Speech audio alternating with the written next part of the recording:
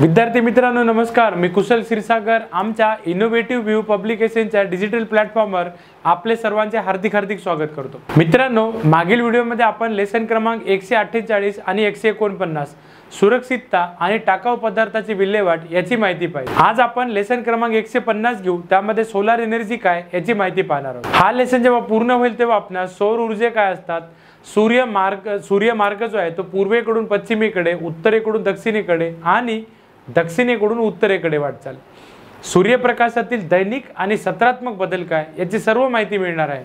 चला तर मग सुरू करूयात। त्याला म्हणतात सोलार एनर्जी। मित्रांनो, सौर ऊर्जा जो आहे तो सूर्याच्या किरणोत्सर्गातून मिळणारा एक रिन्युएबल आणि मुबलक स्रोत। सौर ऊर्जेची पूर्ण क्षमता वापरायची असेल तर त्यांच्या मूलभूत गोष्टी समजून घेणे आवश्यक आहे। सूर्यप्रकाशाचे वापरण्यायोग्य वीज आणि उष्णतेमध्ये रूपांतर करायचं आणि सौर ऊर्जा निर्माण केली जाते। हीच प्रक्रिया फोटोव्होल्टाइक टेक्नॉलॉजीचा वापर करून केली जाते, जी की सिलिकॉन सारख्या सेमीकंडक्टर मटेरियल पासून बनलेले सौर पॅनल वापरले जातात। जेव्हा सूर्यप्रकाश टीव्ही सेलवर पडतो तेव्हा त्याचे इलेक्ट्रॉन्स उत्तेजित होतात आणि त्यातूनच इलेक्ट्रिक करंट निर्माण होतो। विजेमध्ये होणारे थेट रूपांतर फोटोव्होल्टाइक इफेक्ट म्हणून ओळखले जाते। सौर ऊर्जेचा वापर करण्याचा दुसरा महत्त्वाचा मार्ग म्हणजे सोलार थर्मल सिस्टीम। हीच सिस्टीम उष्णता निर्माण करणे, सूर्यप्रकाशाचा वापर करणे, ज्याचा उपयोग आपण पाणी गरम करणे यासारख्या विविध उपयोगामध्ये वापर करतो। सोलार सेल थर्मल सिस्टीम जे आहे ते सामान्यतः कलेक्टर असतात, जे की सूर्यप्रकाश शोषून घेतात आणि उष्णतेचे रूपांतर गरम पाणी आणि स्टीम मध्ये करतात। हीच स्टीम म्हणून आपण विद्युत निर्मितीसाठी वापरतो। यात सौर ऊर्जेचे खूप फायदे आहेत।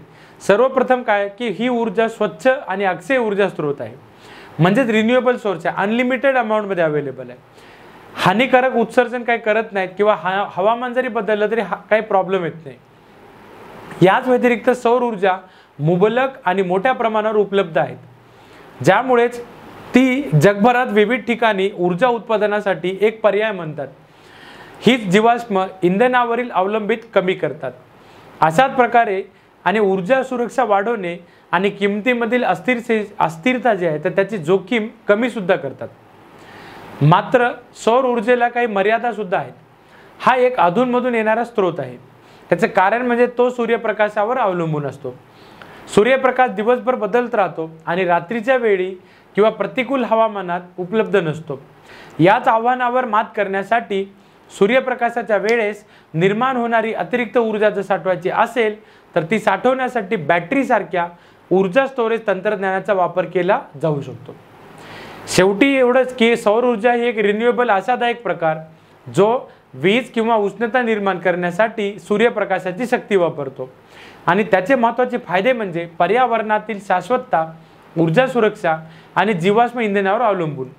सौर ऊर्जेची मूलभूत तत्व जर समजून घेतली आणि तंत्रज्ञानातील नवकल्पनांना जर प्रगत केलं तर आपण सांगू शकतो की स्वच्छ आणि अधिक शाश्वत अशी ऊर्जा आपल्याला मिळेल। मित्रांनो, आता बघू आपण सूर्यमार्ग, जो की पूर्वेकडून पश्चिमेकडे, उत्तरेकडून दक्षिणेकडे आणि दक्षिणेकडून उत्तरेकडे वाटचाल। आकाशाचे जे आहे त्या आकाशामध्ये सूर्याची हालचाल ही एक आकर्षक घटना आहे, ज्याचा अभ्यास मानवाने शतकानुशतके केलेला आहे।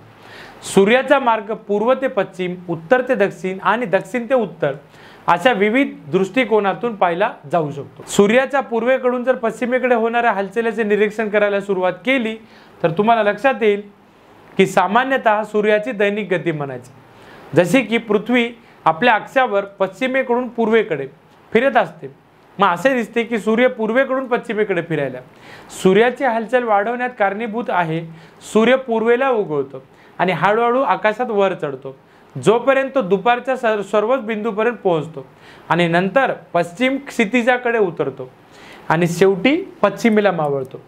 सूर्याची हीच जी हालचाल आहे तर ती आपल्याला लक्षात ठेवण्यासारखे काय की पूर्व पश्चिम हालचाल पृथ्वीच्या परिभ्रमणाचा परिणाम आणि आपल्याला आपले दिवस आणि रात्र हे चक्र ते देत असते। उत्तरेकडून दक्षिणेकडे सूर्याच्या हालचालीकडे जेव्हा जात असतो तेव्हा आपण सूर्याच्या वार्षिक गतीच्या क्षेत्रात प्रवेश करतो। ऋतू बदलाच्या वेळेस हीच हालचाल सर्वात जास्त दिसून येते।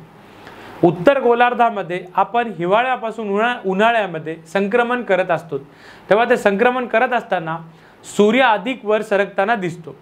त्याचं कारण म्हणजे हिवाळ्यातील संक्रांतीच्या काळामध्ये, जे की 21 डिसेंबरच्या आसपास घडते, उत्तर ध्रुव सूर्यापासून दूर झुकलेला असतो, ज्यामुळे सूर्याची किरणे मोठ्या क्षेत्रावर पसरत जातात आणि परिणाम म्हणजे दिवस कमी कमी होत जातो. पृथ्वी सूर्याभोवती आपली प्रदक्षिणा जेव्हा सुरू ठेवत असतो तेव्हा उत्तर ध्रुव सूर्याकडे झुकू लागतो, ज्यामुळे मोठा दिवस आणि सूर्याचे कोन मोठे मोठे होत जातात. हीच प्रक्रिया संक्रांतीपर्यंत चालू राहते. 21 जूनच्या आसपास जेव्हा उत्तर ध्रुव सूर्याकडे झुकलेला असतो, त्याचा परिणाम उत्तर गोलार्ध वर्षातील सर्वात मोठा दिवस असतो. त्यानंतर सूर्याचा भाग जो मार्ग आहे तो दक्षिणेकडे वळू लागतो. आपण उन्हाळ्यातून हिवाळ्याकडे जाताना हळूहळू आकाशात हालचाल कमी कमी. मग या उलट काय की दक्षिण गोलार्धामध्ये सूर्याची उत्तरेकडून दक्षिणेकडे हालचाल उलट्या पद्धतीने होत असते. ग्रीष्म संक्रांती दरम्यान जे दक्षिण गोलार्धामध्ये 21 डिसेंबरच्या आसपास या ठिकाणी दक्षिण ध्रुव सूर्याकडे झुकलेला असतो, त्याचा परिणामी दिवस मोठा आणि सूर्याचे कोन मोठे असतात. जसे की पृथ्वी त्याच्या कक्षेमध्ये प्रगती करत असते. दक्षिण ध्रुवाचा कल हळूहळू सूर्यापासून दूर जातो. ज्यावेळी दिवस लहान होतो आणि सूर्याचे कोन कमी कमी होतात, हिवाळ्यातील संक्रांतीमध्ये म्हणजेच 21 जूनच्या सुमारास जेव्हा दक्षिण ध्रुव सूर्यापासून दूर झुकलेला असतो, तेव्हाच दक्षिण गोलार्धामध्ये वर्षातील सर्वात लहान दिवस उगवला जातो. शेवटी आपण दक्षिणेकडून उत्तरेकडे सूर्याची हालचाल हे शोधली तर मध्यरात्री सूर्य म्हणून ओळखल्या जाणाऱ्या इंद्रिय गोचर दरम्यान हेच सर्वोत्कृष्ट पाळले जातात, जे की ध्रुवीय वर्तुळात उद्भवतात.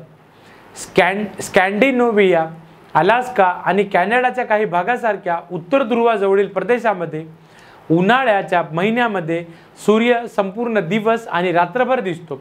क्षितिजाच्या खाली कधीही तो मावळत नाही. त्याचप्रमाणे दक्षिण ध्रुवाच्या प्रदेशामध्ये आटाविकाचा काही भाग, ज्याच्या उन्हाळ्याच्या महिन्यामध्ये सूर्य क्षितिजाच्या वर राहतो, त्याचा परिणाम 24 तास सतत प्रकाश असतो. हीच अनोखी घटना पृथ्वीच्या अक्षीय झुकावचा परिणाम, ज्यामुळे सूर्य ध्रुवाभोवती गोलाकार मार्गाने फिरतो.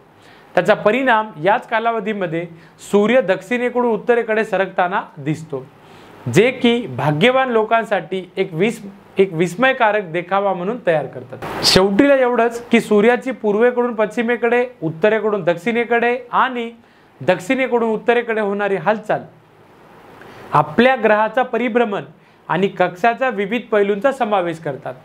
याच हालचालीमुळे सूर्याचा उगवता आणि मावळता यासह आपण पाळत असलेल्या दैनंदिन आणि वार्षिक नमुन्याचा उदय होतो. मित्रांनो, पुढचा भाग सूर्यप्रकाशामधील जे दैनिक आणि सत्रात्मक बदल, त्याला डेली आणि सेशनल चेंजेस म्हणतात. सूर्य आपल्या सर्वात जवळचा तारा पृथ्वीवरील सूर्यप्रकाशाच्या दैनंदिन आणि हंगामी बदलांना आकार देण्यात महत्त्वपूर्ण भूमिका बजावतात. हेच बदल पृथ्वीच्या परिभ्रमण आणि तिच्या झुकलेल्या अक्षामुळे चालतात, ज्यामुळे दिवस आणि वर्षभर सूर्यप्रकाशाचा कोन आणि कालावधी बदलत राहतात. हे बदल कसे त्याबद्दल थोडं बोलू. दैनंदिन आधार, त्या आधारावर एखाद्या विशिष्ट स्थानाद्वारे प्राप्त होणारा सूर्यप्रकाश त्याच्या अक्षावर पृथ्वीच्या परिभ्रमणामुळे प्रभावित होतो. पृथ्वी फिरत असताना ग्रहाचे वेगवेगळे भाग सूर्याच्या किरणांच्या संपर्कात येतात. त्याचा परिणामी दिवस आणि रात्र हे चक्र बदलत राहते आणि दर 24 तासांनी हे घडते आणि सूर्यप्रकाशातील दैनंदिन फरकासाठीच हे जबाबदार आहे. वातावरण, ज्यामुळे कमी विकिरण आणि अधिक थेट प्रखर प्रकाश, त्यामुळे दुपारचा सूर्यप्रकाश अधिक तेजस्वी दिसतो. सूर्यप्रकाशातील हंगामी बदल प्रामुख्याने पृथ्वीच्या अक्षीय झुकावामुळे होत असतो. पृथ्वीचा अक्ष त्याच्या सूर्याभोवतीच्या त्याच्या कक्षेच्या तुलनेमध्ये अंदाजे 23.5 अंशाच्या कोनामध्ये वाकलेला आहे. याच झुकण्यामुळे पृथ्वीच्या पृष्ठभागावर सूर्यप्रकाशाचा कोन वर्षभर बदलत राहतो. शेवटीला एवढंच सांगतो की सूर्यप्रकाशातील दैनंदिन आणि ऋतूतील बदल हे त्याचे पृथ्वीचे परिभ्रमण, अक्षीय झुकावर आणि सूर्याभोवतीची त्याची कक्षा याचा परिणाम. हेच बदल दिवसा आणि वर्षभर सूर्यप्रकाशाच्या कोर, कालावधी आणि जीवनावर फरक म्हणून प्रगट होतात. यामुळेच आपल्याला दैनंदिन जीवन आणि आपल्या सभोवतालच्या नैसर्गिक जगाला आकार मिळत असतो. आता विद्यार्थी मित्रांनो, अशा प्रकारे आज आपण लेसन क्रमांक 150 त्यामध्ये सोलार एनर्जी काय याची माहिती पाहिली. पुढील व्हिडिओमध्ये आपण लेसन क्रमांक 151 रॅडियंट लाईटच्या कलतेचा कोन काय याची माहिती पाहणार आहोत। तेव्हा तर मित्रांनो, भेटूयात आपल्या पुढील व्हिडिओमध्ये। आमचं जे यूट्यूब चॅनल आहे IBBP ऑनलाईन, या यूट्यूब चॅनलला नेहमी सबस्क्राईब करून ठेवा। बेल आयकॉनमधील ऑल नोटिफिकेशनला क्लिक करा, जेणेकरून नवनवीन व्हिडिओची माहिती आपणापर्यंत पोहोचत राहील। तोपर्यंत सर्वांना धन्यवाद।